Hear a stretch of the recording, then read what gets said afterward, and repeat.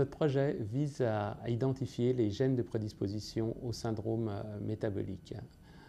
Pour cela, nous allons étudier des populations européennes générales qui sont suivies pendant une grande partie de leur vie et qui vont donc évoluer, et certaines de ces personnes vont avoir un syndrome métabolique.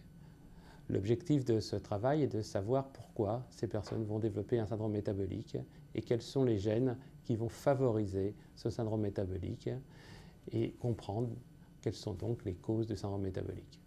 L'obésité est le facteur de risque principal du syndrome métabolique, mais tous les obèses ne développent pas un syndrome métabolique. Notre hypothèse, c'est qu'il existe au niveau du tissu graisseux un certain nombre de gènes qui produisent des hormones et ces hormones vont entraîner un syndrome métabolique. Nous pensons qu'il existe des variations, des mutations de ces gènes qui vont augmenter le risque de syndrome métabolique chez certains obèses et pas chez d'autres. Pour étudier cette maladie, nous allons partir de populations générales non sélectionnées de 12 000 personnes génétiquement homogènes venant du nord de l'Europe et qui ont suivi de leur naissance à leur mort.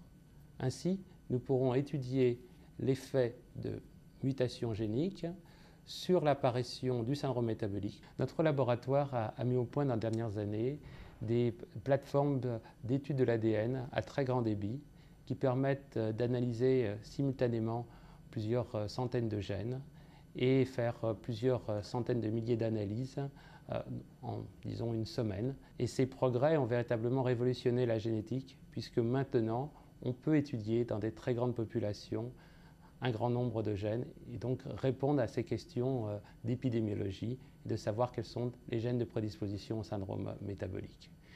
Aujourd'hui, la société est confrontée à une épidémie de syndrome métabolique dont on connaît finalement assez mal les causes. Et les politiques de prévention butent sur cette absence de connaissances. Et je crois que si on arrive à comprendre quels sont les gènes de prédisposition au syndrome métabolique, on pourra avoir des politiques de prévention qui seront beaucoup plus ciblées et beaucoup plus efficaces pour éviter que chez un individu donné, avec un profil que l'on pourra déterminer, apparaisse ce syndrome métabolique.